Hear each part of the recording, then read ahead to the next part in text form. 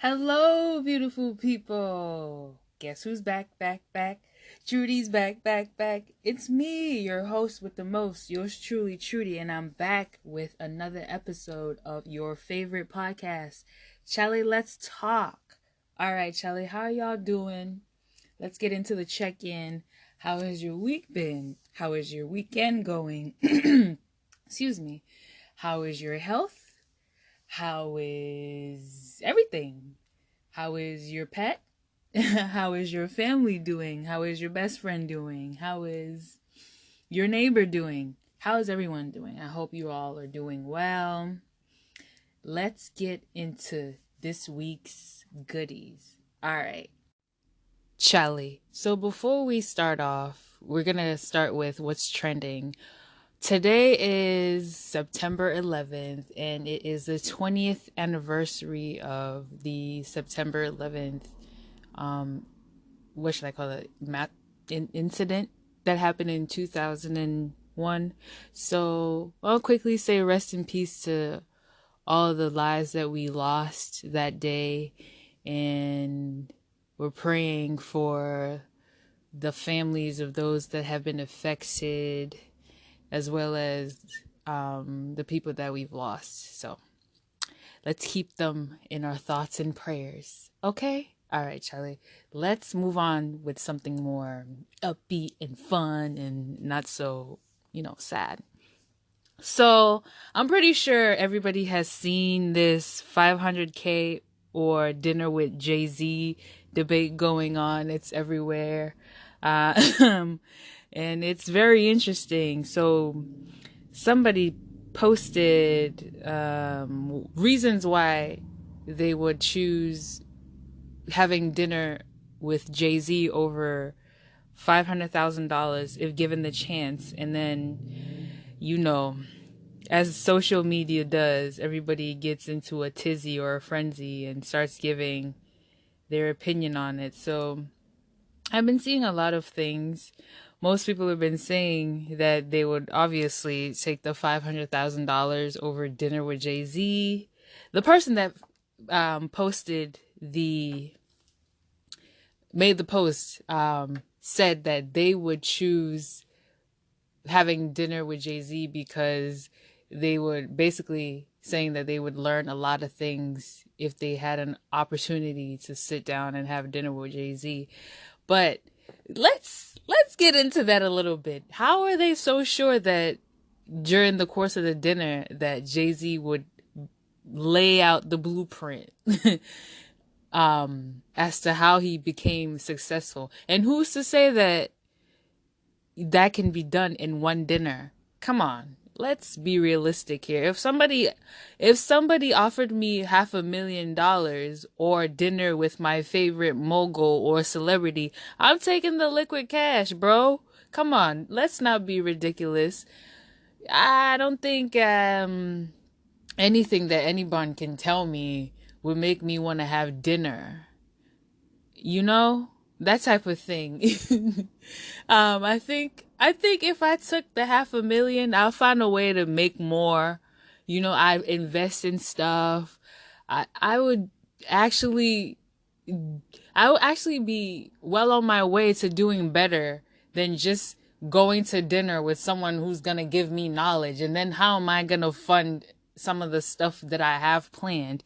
I think for a majority of us, just having the funds is our starting point. If you have the funds, most of us have ideas, but just don't have the funds to push it. So if obviously someone comes up to you and says, I'm going to give you a $500,000, or I'm going to give you a chance to have dinner with some super rich person, most of us would go with the $500,000 because we already got the ideas. We just need the funding. We don't need to have dinner with somebody so we could be like, all right, yeah, now I got the knowledge. Sure, it's nice. It's a nice, noble idea for you to want to sit down and have dinner with whoever, be it Jay-Z, Jeff Bezos, Bill Gates, Warren Buffett, whoever, right? But who's to say that once they give you the knowledge that they have, that whatever happened to them is going to happen to you. You don't know that. You don't know that for sure. That even if they give you a breakdown step by step manual to follow, you don't know that it's going to happen to you. What's going to happen to you is exactly what happened for them. So, I would just advise y'all to go with the money. Just go with the liquid cash. And if anything, you can always fall back on investing, but don't blow it. Don't blow the money on stupid stuff. Just find a practical way or investment vehicle and put some money in there. Have a, what is that thing called? A solid investment portfolio, that type of thing. Be smart about it, okay? Just don't. I think the person was probably being modest, saying, "Oh, I'm gonna have dinner with Jay-Z because Jay-Z's gonna tell me all that I need to know, blah blah blah blah blah, and I'm gonna make more than $500,000." Maybe that's where they're coming from, but let's be serious and let's be honest. Having dinner with whoever, the world's richest man, will not guarantee that you yourself are gonna be rich. So, in as much as we want to be dreamers, let's be practical as well, okay? Not that we want to break somebody's dream or whatever the case may be, but sometimes, let's use our noggin. Let's use that little one of my algebra teachers in high school used to say, use the calculator between your ears. Whenever we had I'm getting off track, but whenever we had tests coming up or quizzes coming up, she would never let us use calculators on the test or a quiz. She would always say, use the calculator between your brains. So I'm telling you guys now, use the calculator between your your ears, okay? Use the calculator between your ears and do the math wisely, okay? All right, so I want to get into some of the memes on Twitter. So I found the thread of the original tweet, and it says, "I'll explain since most can't comprehend. Dinner with Jay-Z is the better option over 500K because of the knowledge and expertise he has. He'll give you the blueprint on being wealthy and successful. His knowledge will be worth more long term than the short term 500K." Eek! And then somebody replied to that, You should have taken the money, Jay-Z said, biting into his chicken strip. When people offer you 500K or a dinner with me, take the money. Then come up with a plan. Then use my expertise. Or you or I can't build with nothing. These chicken strips fire though. Be well. And that's basically that was the point that I was making. Like, you can't build if you don't have money to fund your ideas. If somebody gives you the blueprint, how are you going to make it happen? Money begets money, okay? So if you don't have money, how are you gonna make more money is what I'm asking and saying. And even Title tweeted, take the 500K, and I think that pretty much shows you where everybody's train of thought is going. Take the money, fam. If you have money staring right in your face, take the money. Oh, and let's segue. This is totally not related, but the reason why I'm bringing it up is because sometimes we try to be modest or noble, and it just ends up being very stupid. So I think this was my junior year of college. I had a final paper that I wrote and I submitted it, and then the professor emailed me and said, "Oh, I'm having a hard time deciding what grade to give you. Would you rather a B plus or an A minus?" And my dumbass, I don't know what train of thought I was going with. I don't know what was going on with me. I emailed that man back and said, give me a B plus because I felt like I could have done better. And I'm just like, I don't know why I thought about it. I thought about it earlier today, and I'm just like, why did I take the B plus? What was I being modest for? He literally gave me two options, and I could have taken the higher grade, and I took the lower grade because what? Why was I trying to seem noble for? He he was literally giving me options. Like he wasn't gonna change his mind if I chose the A minus. He wouldn't have been like, no, actually, I'm gonna give you the B plus. He literally gave me an option, B plus or A minus, and I could have chose the A minus, but I didn't because I didn't want to seem like, I don't know why. I honestly to this day I don't understand why I chose the B plus. But in my mind, I thought it was some type of like noble thing to do. Oh, I'll take the B plus, and I even had like an excuse to go with it as to why I'm taking the B. So stupid. If you have two options, take the better option. Don't deprive yourself. Basically, why I'm bringing this up, it's like the 500K thing or dinner with Jay. Take the better option. Okay. All right. Maybe the dinner with Jay-Z for some, this is the exception to the rule. For some, dinner with Jay-Z will be better because maybe they already have money and they're just trying to make more money. So in that case, that makes sense. But for most of us who don't have money like that, we will take the money, okay? And just like me, don't be a dumbass like me and take the B plus when you can have the A minus, all right? That's just going to drop your GPA.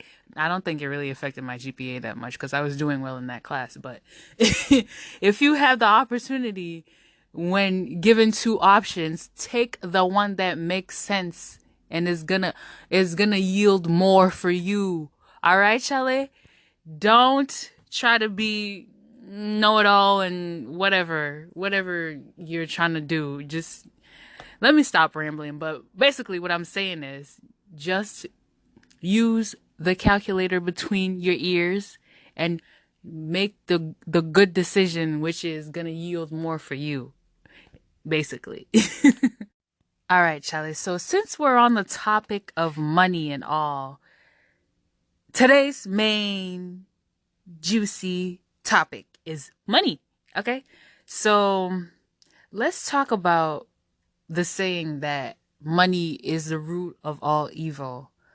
Do y'all agree? Do you agree with that statement that money is the root of evil? I sat down and really thought about it for a while. And again, let's reminisce. Back in, I think this was my junior year again. Well, I was really, no, actually, this is my senior year. My senior year of college, I took some type of like writing class as a filler, as an elective. And I think it was creative writing or something like that.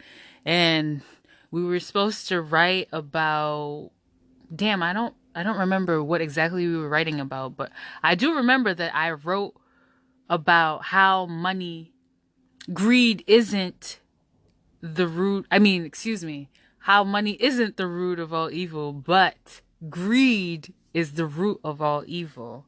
All right. So I wish I had that notebook.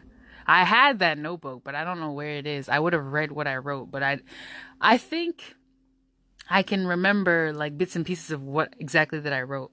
But so my whole case during that little write up was that money wasn't the root of all evil, but greed was. Greed slash the love of money, the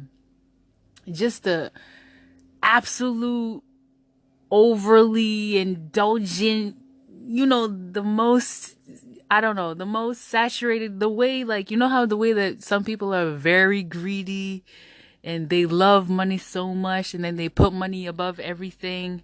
That was what I was referring to when I was writing about that. I was referencing that money itself, put money aside. Money itself is not bad. It really isn't bad because with money, like you could live a decent life anywhere in the world. But money gets a bad rap because of how greedy some people are. All right? So if greed wasn't a thing, honestly, I don't think people would point out how money is bad so much. If greed, if everybody was just content to have what they had, I don't think money would get such a bad rep. Like, people wouldn't hound or always try to point out that, oh, money's the root of all evil. Money's the root of all evil. Because let's personify money. You know how people say guns don't kill people, people kill people? It's the same thing with money. Money isn't evil. It's just the people that have it. The greedy, well, all right. It's just the people that have it and want more of it for themselves and don't like to share, that makes it seem like money is evil. Because there are people that have a good amount of money and they're content with that and they're just living their day-to-day life. They're not doing anything too crazy, you know. They're paying their taxes, doing what's needed of them to do. And then there's some people who have lots and lots of money and they're not paying their taxes and they're finding loopholes and stuff like that. I'm not going to mention no names, but people look to people like that and say, oh, that's why money is the root of all evil, because of these super, super rich people that have all this money. But rich people don't have liquid money like that. That's something we need to get into too. It's not like they have like liquid cash. Like the billionaires don't have like $1 billion just sitting there. They have money in different forms. So I digress. But point I'm trying to make is that money really isn't the root of all evil. It's greed. It's the love of money to the point where you would do crazy things to make more money. All right? Because you can have money, a little bit of money, and be content, but when you go over that line and you want more and more and more and more and more and more and more, and you're never content, that's when we need to start really looking at you sideways, like, oh, you're not gonna stop. I mean, humans, we're wired in a way where we always want more. It's just human nature. We always want more. We always think we want better. We always want to top the last thing that we do. It's in all of us. It's human nature. But there's a select few that are genuinely content with their life and they're happy to be where they're at in life and they don't want more. It's not that they don't want more, but they think they're good, which is completely fine. If you're at a point in your life where you look at everything around you and you're like, yeah, I'm fine. I don't need to do more. It's not that you're lazy or you just don't want to do more. It's because you know that where you're at is great and you don't need to do extra. But then there's the flip side where there are people that, regardless of where they're at, other people might look to them and say, oh, wow, this person has done amazing, marvelous, super fantastic. All these, shout them with all these praises, but they don't even see that. They're always thinking, oh, what do I do next? And the next, they're always trying to look to climb the next rung on the ladder. That's them. They're always in go mode. And they're never content. And it's fine, but it's a slippery slope actually, because when you don't ever know when to stop, oh boy, does it get messy. When you don't know when to stop, you just go to the point where you won't even recognize yourself. Let's take it, let's give use scammers as an example. Scammers that don't know when to stop, and then by the time they stop, it's not of their own will. They're stopped because they get caught by the authorities. So scammers would steal, I don't know, like $100,000. Cool. Nothing happens to them. They'll even bump it up, $500,000. Cool. Nothing happens to them. They start getting to the higher numbers, like $1 million, $2 million. you know, those numbers that raise an eyebrow, but they still don't stop. All right. But then they start getting very, what's the word?